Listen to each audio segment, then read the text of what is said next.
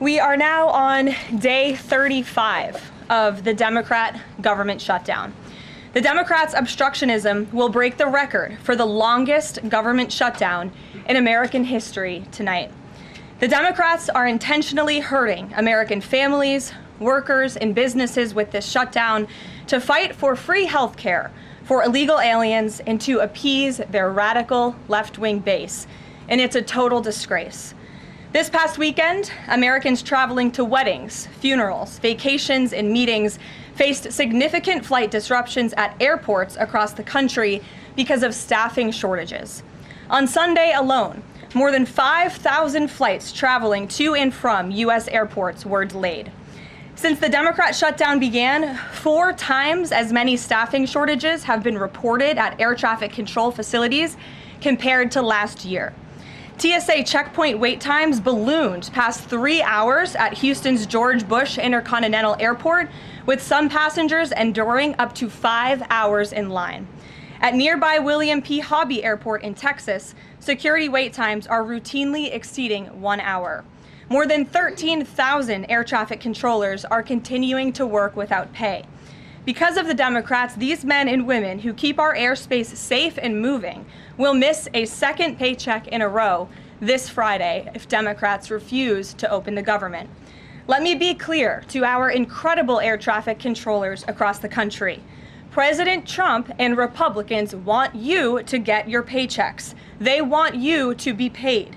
Please call on your Democrat senators and tell them to side with President Trump and Republicans to vote to reopen the government. Our nation's 4 largest airlines, United, Delta, American, and Southwest, have now all endorsed the Republican, nonpartisan, clean funding bill to end the government shutdown. Major unions, collectively representing tens of thousands of pilots, have also joined the airlines in calling on Democrats to pass the clean, nonpartisan CR. The travel industry is also imploring Democrats to end the shutdown and reopen the government. Nearly 500 companies and groups in the travel business, including casinos, hotels, and convention bureaus, signed a public letter warning that America's travel economy has already lost $4 billion due to this Democrat shutdown, and they have called for the Republican CR to be passed, saying Americans expect and deserve a fully functioning federal government during the peak holiday travel season.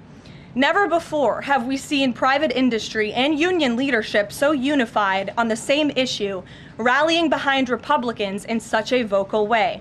The Democrats have completely lost the plot. They are endangering the safety, prosperity, and livelihoods of millions of Americans. It's well past time Democrats do what they did 13 times under Joe Biden and pass the clean funding bill extension. All we need are 5 Democrat senators to put country over party and vote to end this reckless shutdown. In other news, tomorrow will mark the 1-year anniversary of President Trump's historic election victory, where he won nearly 80 million votes, the popular vote, in all 7 swing states. This was the ultimate poll on November 5th. The president secured a mandate to make America great again, and he has delivered in record time. Never before have we had a president who has kept their promises like President Trump has. I'd like to go over a few of those with you.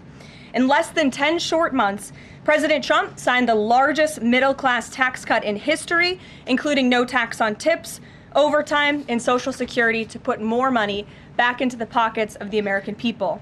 The president ended the southern border invasion of the Biden administration, made our border the most secure in history, and he is carrying out the largest mass deportation campaign of illegal aliens in our nation's history to protect our homeland, just as promised. President Trump has aggressively taken on drug cartels by declaring them as foreign terrorist organizations and even blowing up narco-terrorists who have tried to poison the American people with fentanyl and other illegal narcotics. President Trump defeated the Biden inflation crisis, and he continues to implement a pro-growth, America First economic agenda to make America affordable again, and we are seeing the results of that every day. Inflation has remained low and steady, averaging just 2.5% compared to the painful average of 5% under Biden, and we know it was historically higher than that for most of President Biden's term. Meanwhile, real private sector wages are on track to rise by almost $1,500 since President Trump took office, a significant change to the Biden years where private sector wages declined and were being wiped out by inflation. President Trump has ended the reckless war on American energy and unleashed energy dominance, with gas prices now plummeting to their lowest average levels in more than 4 years. President Trump implemented powerful tariffs to rebalance America's trade deals, protect American workers, and returning our country to be a manufacturing superpower once again. As a result, the president has secured trillions and trillions of dollars in private and foreign investments into the United States, which are creating high-paying jobs for the greatest workforce in the world. The president has restored America's place as the leader of the free world through his unwavering peace through strength foreign policy that has already ended 8 wars and counting. And the president ended illegal DEI initiatives in our federal government and is returning our country to a merit-based society based on common sense. President Trump protected opportunities for women and girls to compete safely and fairly by continuing to keep men out of women's sports. Americans have a president who works tirelessly, literally 24/7, to improve their lives and make our country better than it has ever been before. So with that, today we will open it up to questions, and we will start with our independent journalist in our new media seat, Julio Rosas. Julio, please start. Thank you. Thanks, Caroline. So over the weekend in Mexico, a mayor in Michoacan, Carlos Manso, he was assassinated while celebrating Dia de Muertos with his family. His assassination has sparked a lot of outrage. A lot of Mexicans are very upset. They're blaming President Claudia Sheinbaum for not taking the cartel threat seriously enough. Yesterday, she said that, once again, she's not going to allow any foreign military intervention to take on the cartels on Mexican soil, and that Mexico is not going to pursue a drug war similar to what they've done in the past. So my question is President Trump satisfied with Claudia Sheinbaum's approach to cartels? And if not, has Manso's assassination kind of opened up some new options for the United States to pursue regarding cartels?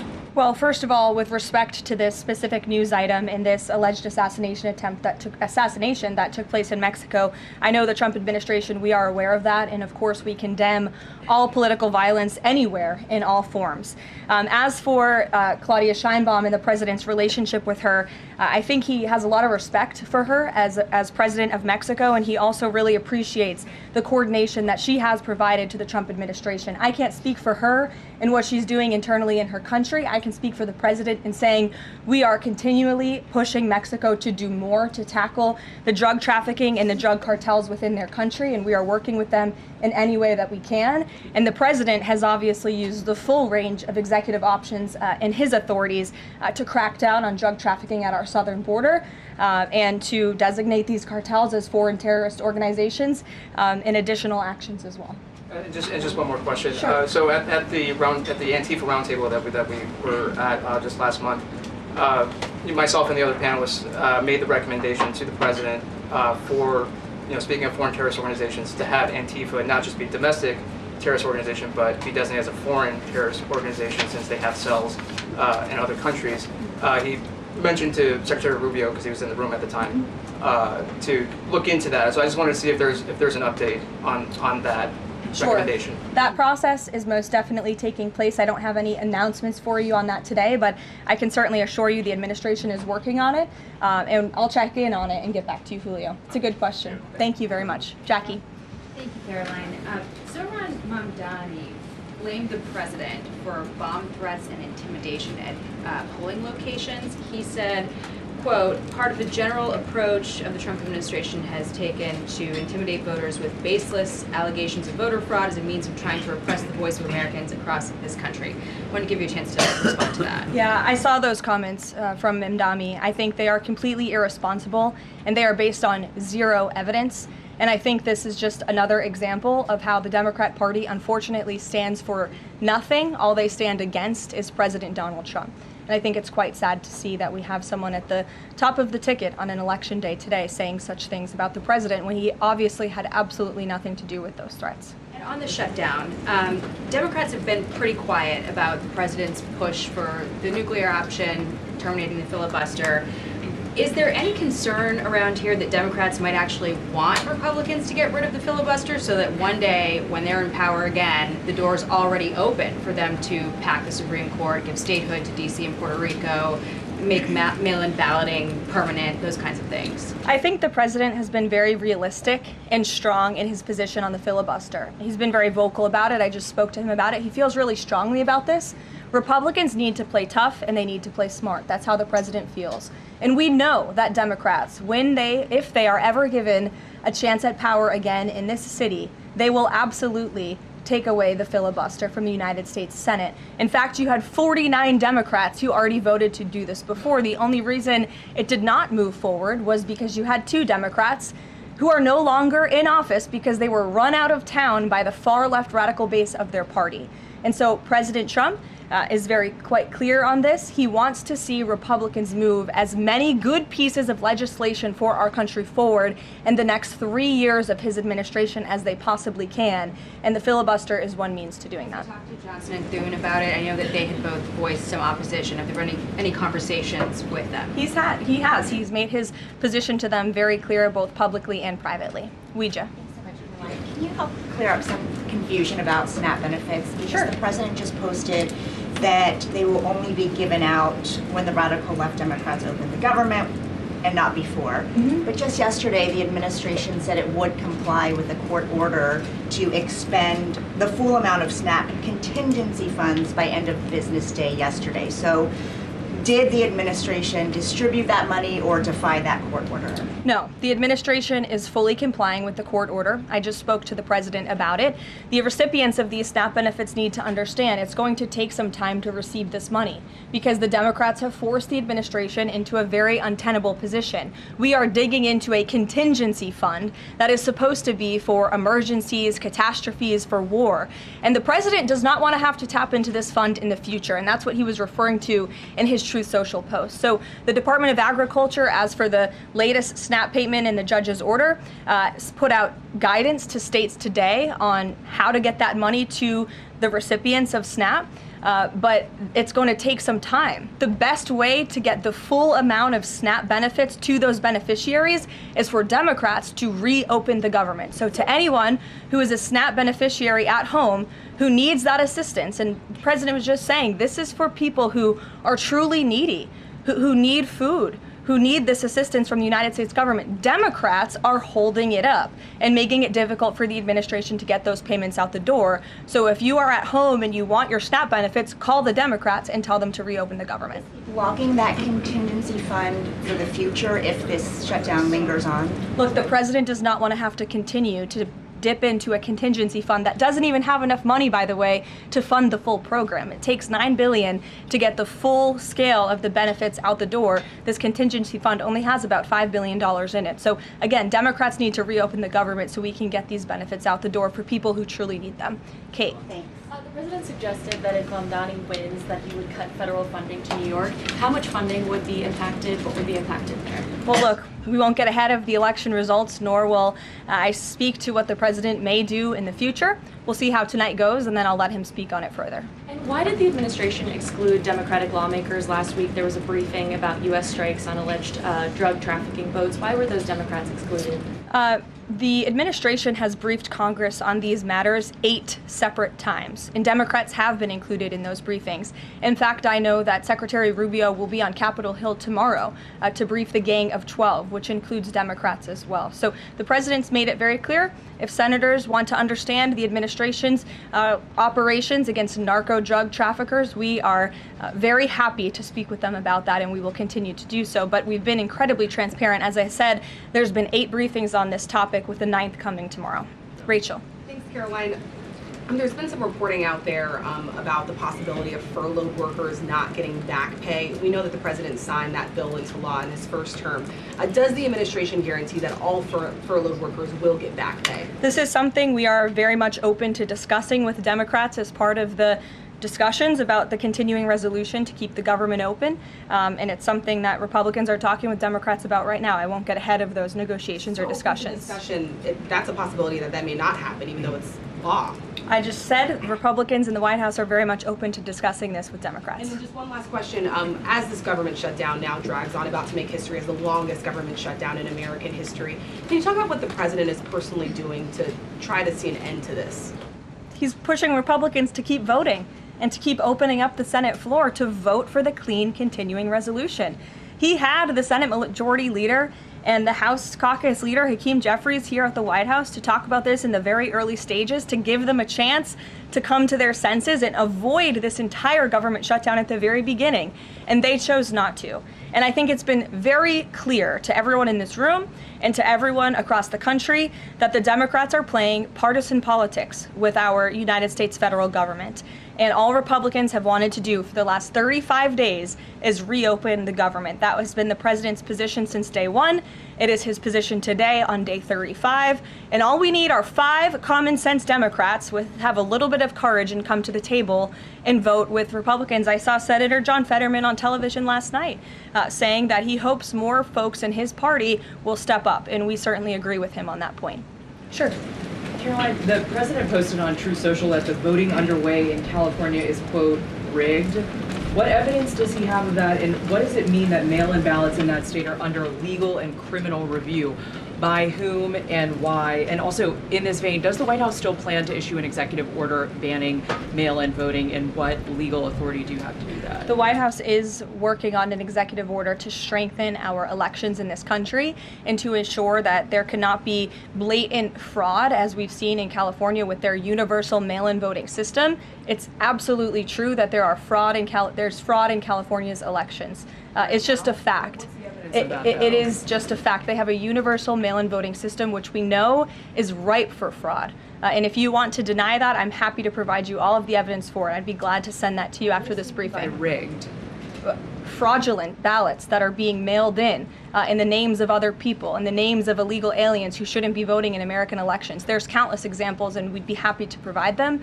As for executive action the White House is taking, yes, we are looking into that. And like any executive order, of course, any executive order the president signs is within his full executive authority and within the confines of the law. Stephen. Thank you, Caroline. I've got 2 questions I'd like to ask you about New York, but first I'd like to ask you about breaking news from the Attorney General. She revealed just about an hour ago that the Biden Justice Department seized President Trump's official first-term phone and subpoenaed his private phone records. Do you have a reaction to that? And also, do we know if they actually got those private call records? I saw the Attorney General's post on that. For additional questions, I would refer you to the Department of Justice, but I think this is just further evidence of the egregious overreach and weaponization of government that took place under the previous White House against then former President and now President Donald J. Trump. It was a clear effort by the Biden White House and the Biden DOJ to go after the president, and this is just further evidence of that. On New York, we've seen the president's messages that he's put out, but could you describe how he's feeling as a New Yorker watching this election? Well, the president is a New Yorker and he loves New York. It is his home. He talks about that all of the time, and he's made his thoughts on this election quite clear, I think, himself.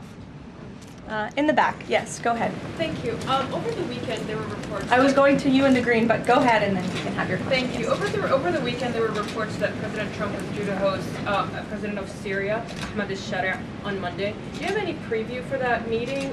Is he expected to invite him to join the U.S.-led anti-ISIS coalition? I can confirm that that meeting will be taking place here at the White House on Monday, and this is part of the president's efforts in diplomacy to meet with anyone around the world in the pursuit of peace. And as you know, when the president was in the Middle East, he made the historic decision to lift sanctions on Syria to give them a real chance at peace. And I think the administration, we've seen good progress on that front under their new leadership. And so he will be here at the White House on Monday, and I'll let the president speak further on it on Monday.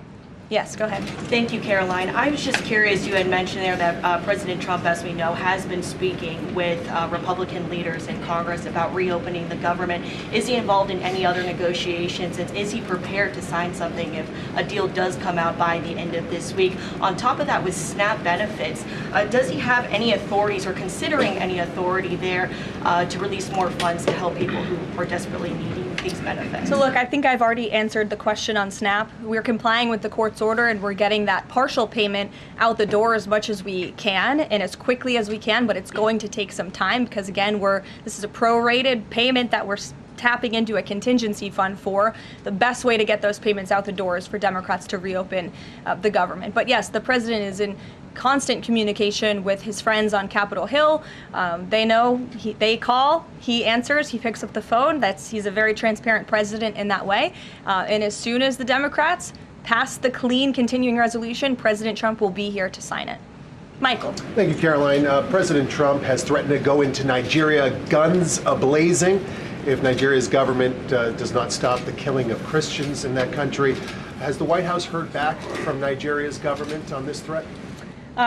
As the president stated, Michael, if the Nigerian government continues to allow the killing of Christians, the United States will immediately stop all aid and assistance to Nigeria and may take action to wipe out the Islamic terrorists who are committing these horrible atrocities, especially against innocent women and children. I don't have any further announcements on that for you today, but I can assure you the President of the United States is watching this situation unfold very closely, as is our Secretary of State, Marco Rubio. Question, Caroline. President Trump has endorsed Andrew Cuomo in New York City's mayoral race. He has not by name endorsed Winsome Sears in Virginia's gubernatorial race. Why is that? Look, as you know from this podium, I'm quite limited in what I can say with regards to ongoing political elections. I think the president has spoken for himself and what he wants to see take place in these elections today. I think he feels very positive and strongly about it. As you know, he recently, a few weeks back, spoke to Prime Minister directly when he celebrated in the Oval Office Diwali with many high-ranking Indian American officials here at the White House. We have a great U.S. ambassador to India in Mr. Sergio Gore, who will represent our country very well. And the president and his trade team continue to be in very serious discussions with India with respect to that topic. So I know the president has great respect for Prime Minister Modi, and they speak pretty frequently. Thank you. Hi, yes. The air traffic controller crisis ongoing. Secretary Duffy said he will now start to cancel and ground flights next week to maintain safety. Should people fly next week given this new information? And is the administration encouraging people to stop flying altogether and look at alternative transportation modes? The administration is encouraging Democrats to reopen the federal government so this chaos and disruption to our air traffic control system in the United States of America stops. It is ridiculous that we have even gotten to this place and that the Democrats have continued to shut down the government with 35 days, our air traffic controllers continuing to work unpaid, every single major airline in our country coming out and begging the Democrats to please reopen the government. And you had a Democrat staffer who was quoted, I believe in Politico a few weeks back, saying, short of planes falling out of the sky, we are not going to reopen the government. That is a reckless and dangerous statement from someone who didn't want to put their name on that statement, but we know it came from the Democrat Party. And I think we're very clear. We want to reopen the government so we can resume travel in the safest and most efficient way possible, especially as we head into the busiest travel season of the month. We have Thanksgiving in a few weeks. And so Americans across the country need to make it very clear to their Democrat representatives that we want this government to be reopened so we can resume safe and efficient travel. Fran. Caroline, as of last I checked, the president still had not commented on the death of former Vice President Dick Cheney. Is the White House involved in funeral arrangements in any way? Does the president plan to speak at the funeral? Has he spoken to anyone in the Cheney family today? And does the White House have an opinion on whether or not the former vice president should lie in honor or stay in the Capitol? I don't believe the White House is involved in that planning, or at least hasn't gotten to it yet. I know the president is aware of the former vice president's passing, and as you saw, flags have been lowered to half staff in accordance with statutory law. Jasmine. Thank you. Back on the question of the filibuster, how much political capital is President Trump willing to expend to get Republicans to do what he's asking? I mean, will we see him at the Hill? Will he be calling folks over here? What exactly is President Trump planning to do outside of these true socials and maybe some of these private conversations to get Republicans to fall in line? Look, I think you'll see. I think you'll see the president continue to engage very strongly and consistently with his friends on Capitol Hill. I don't have any meetings to read out for you at this time, but I think you should stay tuned and keep your eyes on Truth Social on this matter. The president's making his position on it quite clear. And again, he is right. Republicans need to play tough. We know that this is what the Democrats will do if they are ever given the keys to power again. And he wants to pass as many good pieces of legislation as we possibly can for our country and for our people. That includes election integrity reforms. It includes additional tax policy. It includes, fixing our immigration system further in ways that only Congress can. And the president fears with a Democrat Party that is so radical and opposes everything he does and everything he says, this is the only option for Republicans to move forward. Karen. In a second question, President Trump said to CBS in the 60 Minutes interview that he did not know the Binance founder, which he pardoned. What exactly did he mean for that? I know it caused. He means he does not know him personally. He means he does not have a personal relationship with this individual. And when it comes to pardons, the White House takes them with the utmost seriousness, and the president understands the responsibility that he has as president to issue clemency and issue pardons to individuals who are seeking that. That's why we have a very thorough review process here that moves with the Department of Justice and the White House counsel's office. There's a whole team of qualified lawyers who look at every single pardon request that ultimately make their way up to the President of the United States. He's the ultimate final decision maker. And he was very clear when he came into office that he was most interested in looking at pardoning individuals who were abused and used by the Biden Department of Justice and were over-prosecuted by a weaponized DOJ. And the individual you're referring to, that was certainly the case. Even the judge in his case said that the sentencing that the Biden administration was asking for was egregious and went too far. And so the president is correcting that wrong, and he has officially ended the Biden administration's war on the cryptocurrency industry, and I think that's the message he sent with this pardon. Karen, yes. Back on the issue of back pay for furloughed workers, you said that the White House is open to discussing that with Democrats, but what would that discussion even be? There was a law, the president signed it in 2019. What could a discussion look like? Why is that even open for discussion? Look, Karen, as I said, Republicans are talking about that with Democrats right now, and I don't want to get in the middle of those sensitive conversations. But as we've complied with the SNAP order, the White House, the administration is always going to comply with the laws. We're always going to comply with the ruling of judges across the country. But the Republicans are discussing this matter with Democrats right now. Why would there even be a consideration of not paying those workers, though, News Nation. Big day in the Supreme Court tomorrow with President Trump's tariff policy facing a legal challenge. What's at stake with that case? And if the Supreme Court rules against the Trump administration, what is Plan B for trade policy? I'll tell you, the White House is always preparing for Plan B. It would be imprudent of the president's advisors not to prepare for such a situation. With that said, we are 100% confident in the president and his team's legal argument in the merits of the law in this case, and we remain optimistic that the Supreme Court is going to do the right thing. The importance of this case cannot be overstated. The president must have the emergency authority to utilize tariffs. Look at what President Trump has been able to do with the leverage and the power of tariffs. He's been able to sign peace deals all over the world and end global conflicts and literally save lives. He's been able to bring in trillions of dollars of investments into our country. In fact, this year alone, we are going to cut the deficit by $600 billion, namely because of the president's effective use of tariffs. And the president strongly believes that economic security is a matter of national security, and tariffs have a lot to do with that. And this case is not just about President Trump. It's about the use of this emergency authorization for tariffs for future presidents and administrations to come, and we're confident and hopeful that the Supreme Court will do the right thing. Kristen. Why did President Trump get an MRI during his recent visit to Wall Street? Look, as President Trump said, he would inquire with the physicians. I'll check back on that. But as the physical itself stated, Kristen, and as you all know, because you are all witness to it, every single day the president is in optimal physical health. This was a follow-up appointment, and we provided a detailed readout of that physical. I'm happy to give it to you again, and I can inquire further. With all due respect, an MRI is a very specific procedure. It's done on a part of the body looking for something specific, so it's not generally part of any kind of routine checkup. And in addition, President Trump has said that he wants to be transparent. He told us to ask the doctors, which we have and have not heard back. Why don't we have more information on this? As I said, I'll check back for you. Go ahead. Caroline, can you update us on the mediation efforts this administration is leading in Sudan, trying to achieve a ceasefire there? Sure, yes. The United States is actively engaged in efforts to bring about a peaceful resolution to the terrible conflict in Sudan.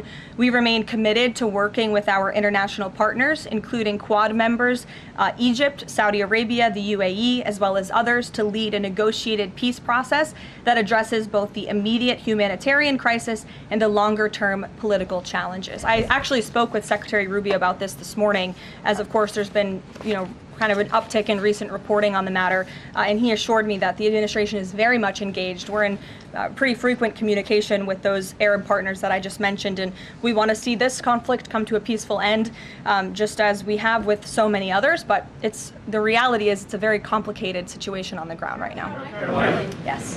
Hi, yes. Just trying to go back into the subject of Mexico. Is the Trump administration planning to send U.S. troops to Mexico to combat drug cartels, as reported by other outlets? That's not something I would confirm from this podium if it were happening, so I will not comment on that. Eamon. Thank you, Caroline. Why did the president decide not to go to the Supreme Court tomorrow? He'd indicated earlier that he might want to go and attend in person. Yeah. Now he's saying he's not going to go. Why? The president did have an interest in attending the Supreme Court hearing tomorrow, as I just expressed how important it is to him, the administration, and the country, this case. But he is traveling to Miami tomorrow, as you all know, to give an economic address with the mayor of Miami and many global business leaders to talk about his historic success with the economy over the past 10 months and talk about sort of where we are headed as a country in terms of our economy. So he'll be traveling tomorrow on the road in Miami. That's why he won't be here, but Secretary Scott Bessent will be in attendance at the hearing tomorrow at the request of the president. He has said that he doesn't want to export the high-end NVIDIA chips to China, but the Wall Street Journal reported yesterday that there was some question about whether the president would raise this as a possible concession with the Chinese side during his meeting with Xi Jinping. So does the White House consider NVIDIA chip exports to China to be a closed issue right now, or is this an ongoing negotiation between the United States, China, and NVIDIA at this point? The president has made his position on this very clear, both to the Chinese and also to all of you. He's answered this question directly. As for the most advanced chips, the Blackwell chip, that's not something we're interested in selling to China at this time. Annie? Does the president think that the results of the Virginia or New Jersey gubernatorial races tomorrow, or statewide races tomorrow, will in any way reflect a voter sentiment towards his administration? Look, Annie, I'm not at liberty to talk about the election results, and I certainly won't get ahead of them. I'm not going to engage in hypotheticals that may or may not happen tonight. We'll have to watch and see. And I'm sure you'll hear directly from the president tomorrow on that point. Snap, just really quickly. Is there anything that prompted the president's tweet this morning? Because it did seem quite different from some of his other communications about SNAP. It seemed a little bit out of the left field. I'm just wondering if he had a conversation or if there's anything you're aware of that caused him to decide to, at around 11 o'clock, to send out that message. Look, the president is constantly well read on the news, as you know, and he is very much aware we are in day 35 of a government shutdown in which these SNAP benefits, we're pushing them out the door. USDA put out that guidance to the states this morning. The president was aware of that, and he wants to make it very clear that these benefits are in jeopardy because of the Democrats, and they should just open the government so that we can continue getting these funds out the door in an easier and more efficient way. There's some new reporting that just dropped a few minutes ago that the Trump administration is negotiating with the makers of Ozempic to sell some weight loss drugs for $149 a month. That's according to the Wall Street Journal. Do you have any more information on that? Can you confirm that? I think the president has said himself in previous Most Favored Nations announcements that this is something that the administration has been engaged in and looking into. I won't get ahead of the president on any future announcements, but I will echo his strong commitment to bringing down drug prices in this country. And you've heard it directly from Secretary Kennedy and Dr. Marty McCary and his entire Health and Human Services team, how committed the president is to bringing down the cost of drugs, and we're working with pharmaceutical companies to do that every day. Very quickly, Caroline, on SNAP. I know it's been asked, and I know we just asked it, but I want to put a fine point on it. You talked about the president's post here, and he wrote that SNAP benefits will only be given when radical left Democrats open up the government. I understand your previous answers, but as written, how would that not violate a court order as it's written? I've now answered this question several times, Gabe. We are complying with the court's order. We are getting the payments out the door as quickly as we can. USDA sent the guidance to the state. The president is referring to future SNAP payments. He does not want to have to keep tapping in to an emergency fund and depleting it. In the case of a catastrophe in this country, he wants to have those funds preserved, as they should be. And he's made it very clear Democrats should reopen the government. I have one final positive note for all of you. I told you I would keep you posted when the White House would resume public tours. Well, I'm pleased to announce the Office of the First Lady has reopened the doors for public tours on Tuesday, December 2nd. There will be an updated route, of course, for guests in light of the ballroom construction that's taking place, but we very much look forward to celebrating the holiday season. And the public and members of Congress and anyone who wants to come visit the First Lady's beautiful decorations is welcome to go to whitehouse.gov/visit to sign up for a tour.